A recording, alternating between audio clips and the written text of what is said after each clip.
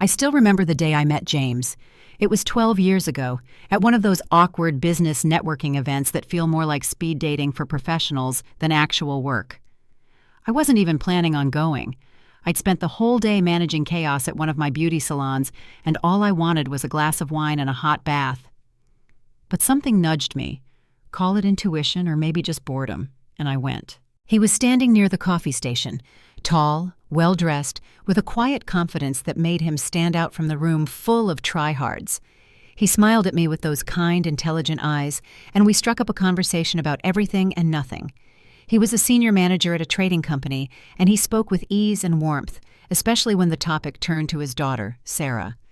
Just 13 at the time, she was clearly the center of his world. Every time he said her name, his whole face softened. That did something to me. I'd spent years building my business from the ground up, an empire of luxury beauty salons that had finally brought me success, freedom, and financial security. But not a family. That part had always eluded me. I couldn't have children of my own, something I'd come to accept with time and tears.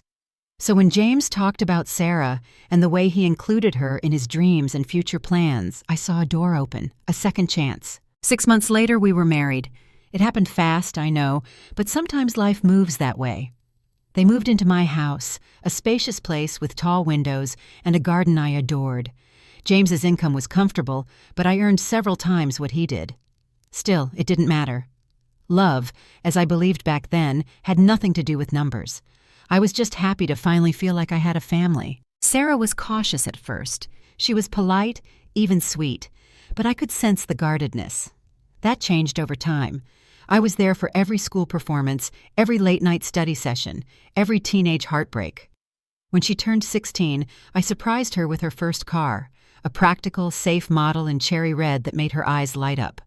I'll never forget her voice trembling as she whispered, "This is really mine?" before hugging me tight and saying, "Thank you, Emily. You're the best." 2 years later, college letters came in, and when her acceptance arrived from a well-respected university, I didn't hesitate. "I'll pay for it," I said, without even needing to think. It wasn't Harvard, but it didn't matter. She was thrilled. We celebrated with cake and champagne, and in that moment, I truly felt like I belonged. Like I was something more than just James's wife or Sarah's stepmother. I was part of something real. Those early years were golden. Our house was filled with laughter and cozy Sunday mornings. Even after Sarah graduated, she stayed with us for a while to save money as she started her career. I didn't mind. I loved having her around. It made the house feel full. Then came the night she came home practically glowing. She and Michael, her boyfriend of 2 years, had just gotten engaged. She ran into the living room, waving her hand like a flag, the diamond ring catching every bit of light. "Dad, Emily, he proposed!" she squealed, bouncing like she was 16 again, not 25. James leapt up to hug her. I stood there, grinning so hard my cheeks hurt. Michael came by later that evening, and we opened a special bottle of champagne I'd been saving for something big. The moment felt like a dream. Then came the ask. "I know this is a big thing to ask," Sarah said, playing nervously with her ring. "But we've been looking at venues and budgets and—" "How much?" I asked, already reaching for my phone. She hesitated. "Around $150,000, but of course we don't expect—" "Done," I interrupted, smiling. "I'll set up an account tomorrow for all the wedding expenses." The relief on her face was worth every penny. She leapt into my arms, laughing and crying all at once. "Oh my God, Emily, thank you so much.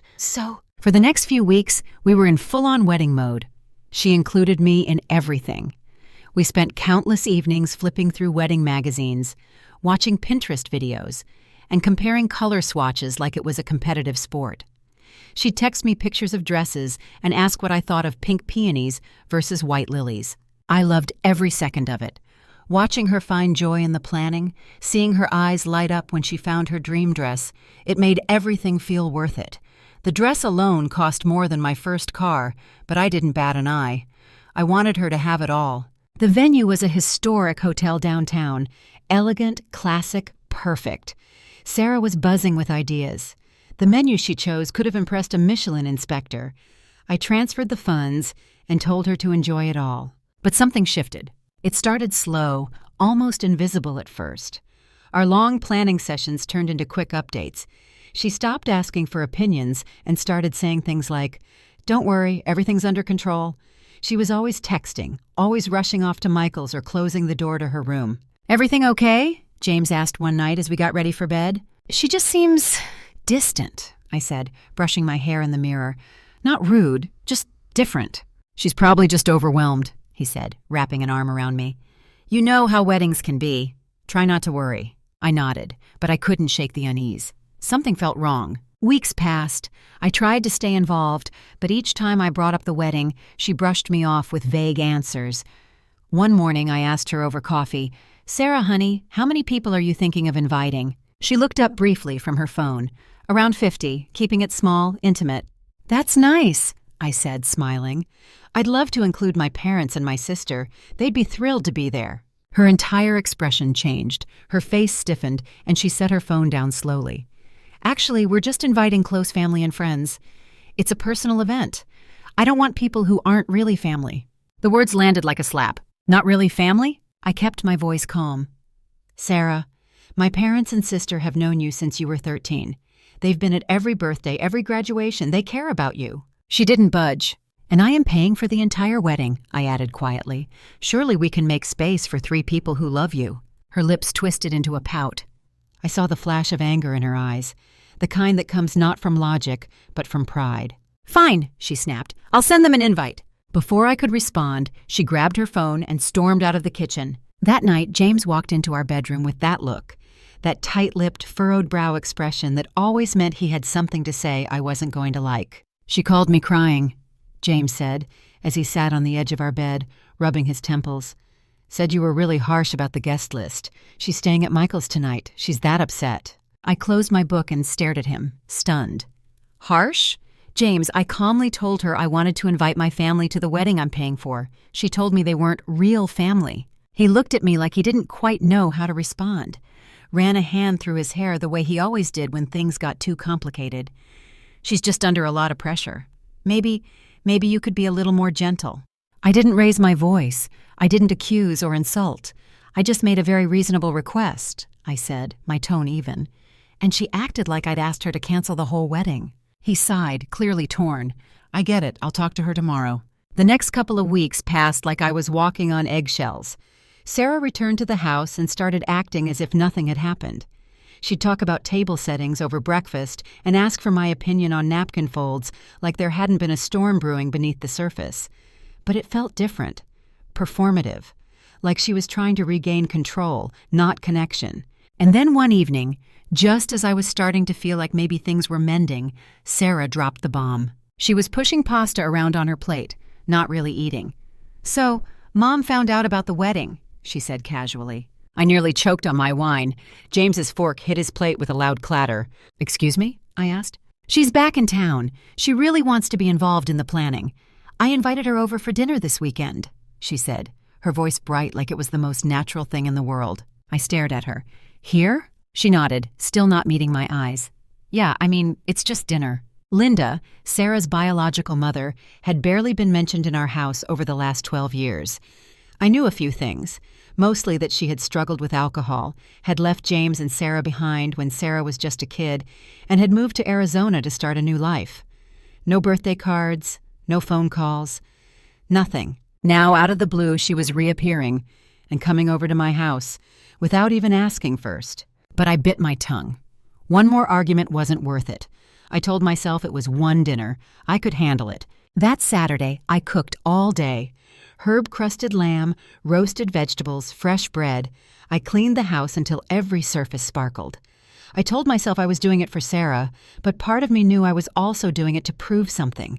To this woman who had disappeared for over a decade and was now walking into my world. Linda arrived 30 minutes late, dressed to impress. She was tall and blonde like Sarah, but there was a sharpness to her. Her eyes darted around the house, taking in every piece of furniture, every painting on the wall. "What a large house," she said, her smile too tight. Dinner started off well enough. Small talk, forced politeness. But then it began. She took a bite of the lamb and set her fork down. "You know," she said slowly, "I always used rosemary and garlic with lamb. Really brings out the flavor. Sarah used to love it." I sipped my wine and said nothing. These vegetables are a bit overdone, aren't they? I always found that keeping them crisp really elevates the dish. Still, I didn't bite, but I was boiling inside. Each passive-aggressive jab landed like a pinprick, and James just kept cutting his food, saying nothing. Sarah, meanwhile, was practically glowing, laughing at everything Linda said like she'd hung the moon. And then came the kicker. "So tell me about the venue," Linda asked Sarah. "The Grand Morrison downtown," Sarah replied, eyes lighting up. "It's so elegant, Mom. Crystal chandeliers, marble floors, just perfect." Linda scoffed.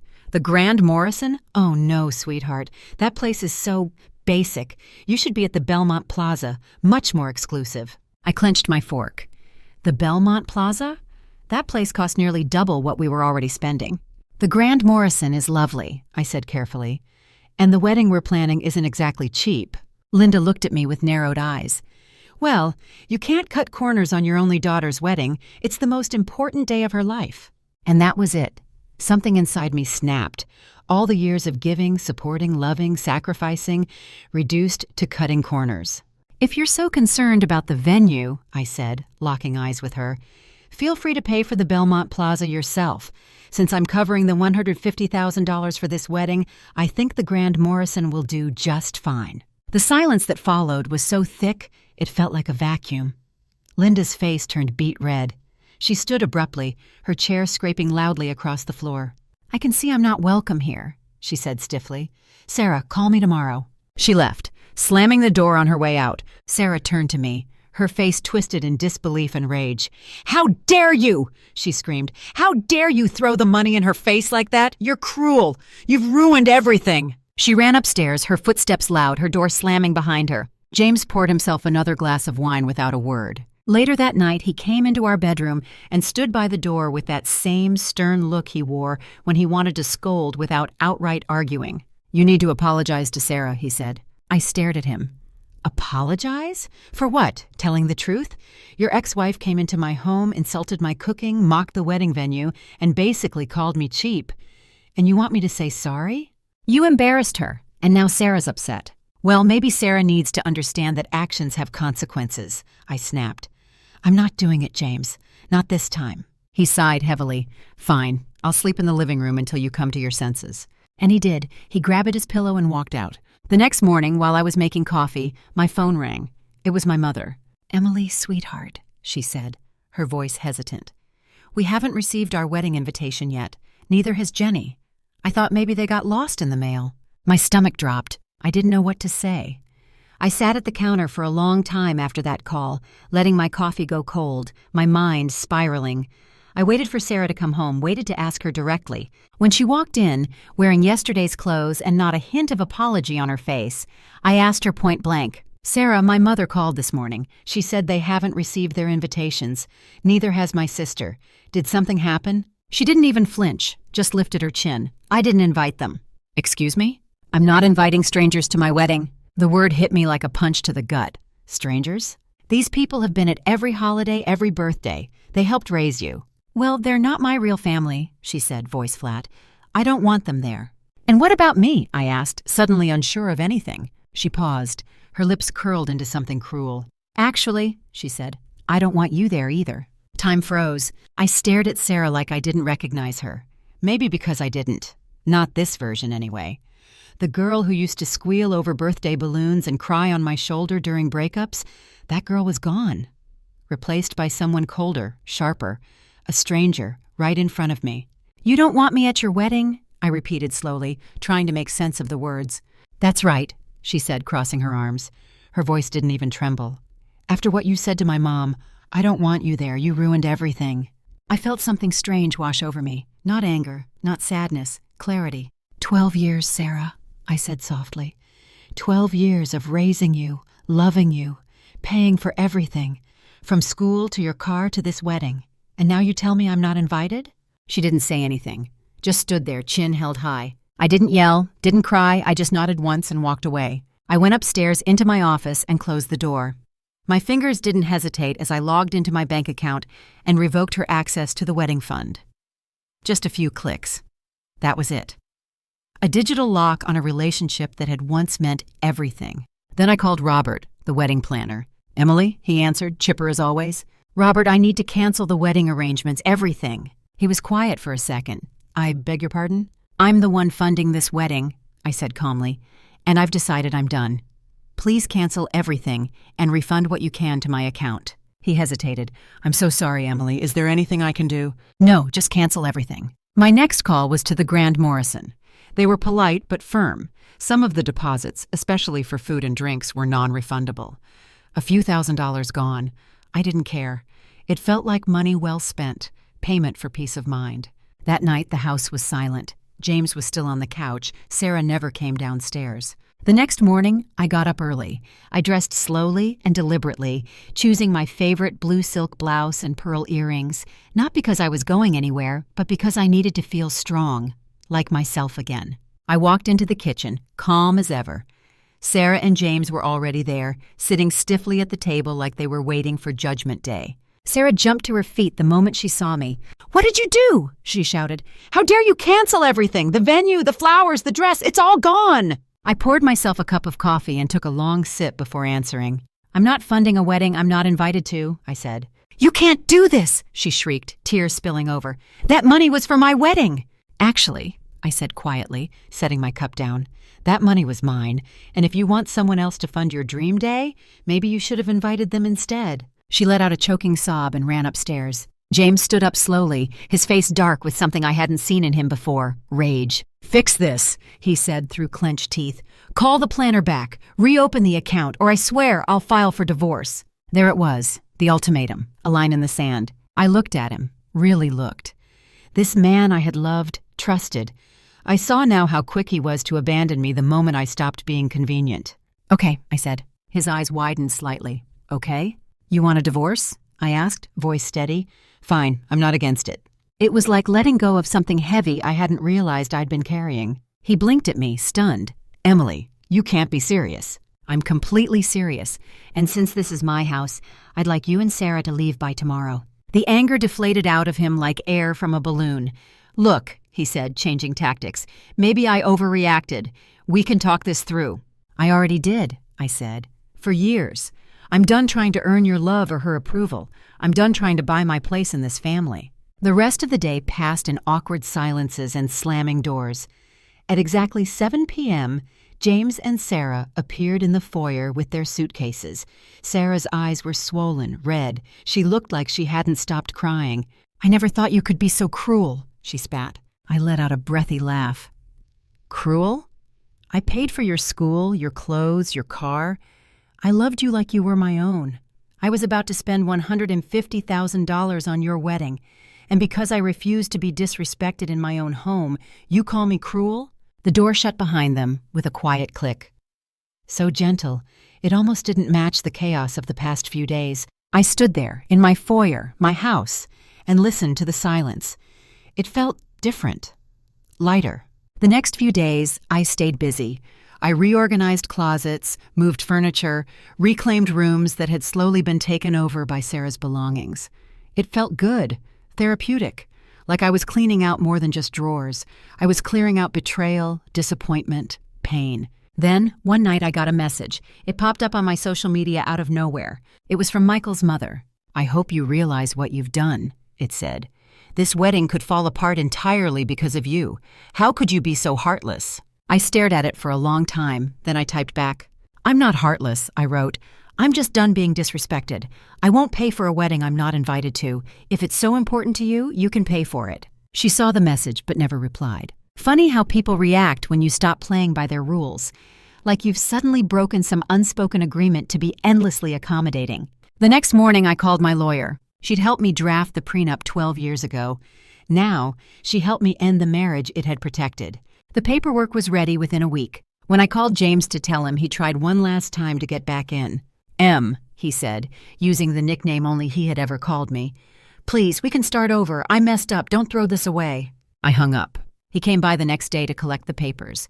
He looked older, worn, like the past week had aged him in fast forward. "Sarah's been crying nonstop," he said. "The wedding's going to be at City Hall now.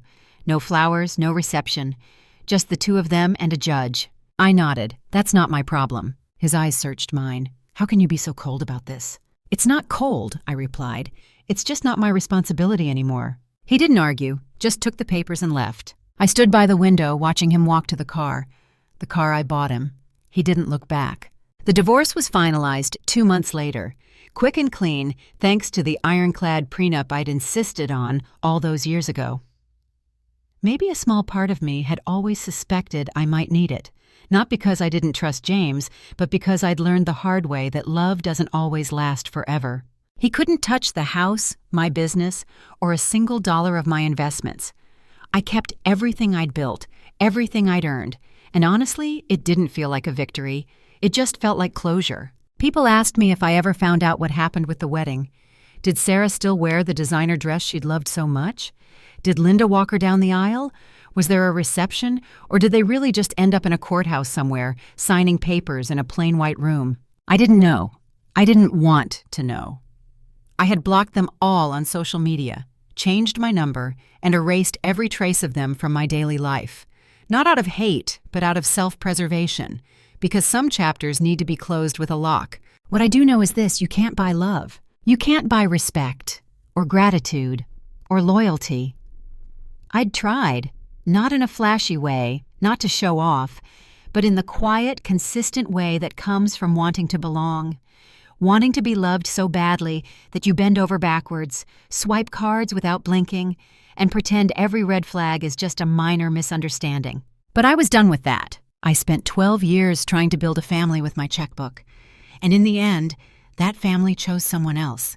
The woman who left, the one who showed up late and criticized my cooking, as if those years I poured into Sarah didn't mean a thing. But here's what I've learned. Endings aren't just about loss. They're also about beginnings. After the dust settled, I started waking up earlier. I began taking long walks in the morning, letting the air fill my lungs and clear my thoughts. I spent hours in my garden, hands deep in soil, planting new blooms in places that had once been reserved for Sarah's messy shoe piles and abandoned coffee mugs. The silence in the house stopped feeling heavy. It became peace. I hosted a small dinner one night for my parents and my sister. Just us. No expectations, no drama. Just laughter over wine and simple food. I told them everything, and they listened without judgment. My mom reached across the table and squeezed my hand. "We've always been proud of you," she said. "Not for what you've done, but for who you are." I cried for the first time in weeks that night. Not from pain, but from release, from finally being seen. Weeks later, I reopened the guest room. Not for anyone else, but for me. I turned it into a little art studio. Started painting again, something I hadn't done since college. I wasn't very good, but that didn't matter. It was mine, my colors, my mess, my peace. There was a time when I thought love had to look a certain way, that family meant sacrifice, that being the bigger person meant shrinking yourself until there was nothing left. But no more. I learned how to love myself again, to forgive myself for trying too hard, for staying too long, for giving too much to people who saw me as a convenience, not a person. One morning, as I was having my coffee out on the patio, wrapped in a soft sweater with the sun barely peeking over the fence, I got a message from an old friend, someone I hadn't talked to since before James. She'd heard I was single again and wanted to grab lunch. We met a few days later at a cafe downtown. She listened to my story and then raised her glass. "To freedom," she said, and I smiled, because that's exactly what it was. Freedom from being second best in a house I paid for. Freedom from begging for kindness that should have been freely given. Freedom from the constant anxiety of trying to earn my place in someone else's heart. I wasn't bitter. I didn't wish them ill. I just didn't wish to carry them with me anymore. One evening, I sat down and wrote a letter. Not to send, just to let it out. "Dear Sarah," I began. "I loved you like you were mine. I wanted so badly to be your mother in every way that counted. I supported you, celebrated you, stood by you through every milestone. But in the end, it wasn't enough. And I've come to accept that. I don't regret loving you. I just regret not loving myself more in the process. I wish you well. I hope you find peace. But I no longer carry the burden of proving my worth to you. Love, Emily." I folded it, slipped it into a drawer, and left it there. It didn't need to go anywhere. It had already done its job. Spring came early that year. The roses in my garden bloomed in wild, messy clusters. I let them grow that way, untamed and unapologetic. Just like me. Now, when I sit with my morning coffee, I don't feel the ache of absence anymore. I feel space, beautiful open space filled with possibility. And for the first time in a long, long while, I feel free.